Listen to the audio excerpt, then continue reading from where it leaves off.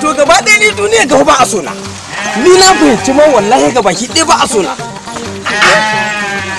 ta ya zai a ce in dangwala ma PDP sai da aka ce ana bada kuɗi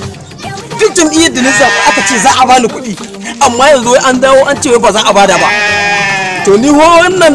dole sai an ce an dawo da ƙuri'ata Allah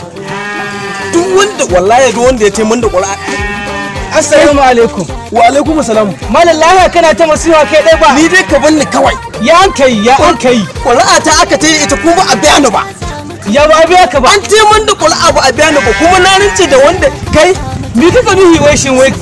to zuwa ne aka ce mai duk inda na dangwala za a bani naira 10,000 yawa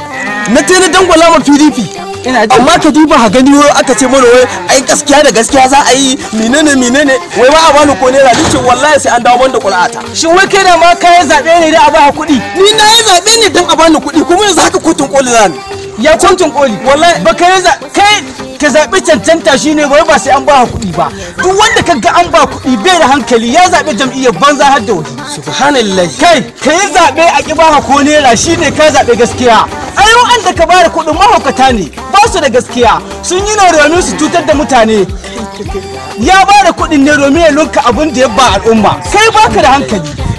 ni ka ganni nan wurin bari in gwada ma ka ganni nan wurin da ni je ni zaɓe ko naira ba a bani ba ka gani da ni je ni dangwala musu ko naira ba a bani ba na zaɓe su ne domin gaskiya da riƙon amana na san sai sun adalci. Yanzu ana nufin duk wanda ya ɗauki kuɗi ya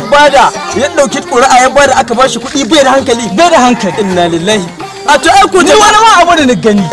kana jina mata aka ba a tanhon roba subhanallahi da 3,000 sun mace bala'in da ka faruwa ka ce likawari ne aka ba su da zama kuɗi ne aka ba su ba san komi ba a to ai ko na rance da Allah alaihi bari in je in ce na je ƙaran nan na je ta kawai ni ka je ka jaye ni wanda na je ƙaran nan kotun koli ba a zo wallahi ka jaye ta wallahi ashe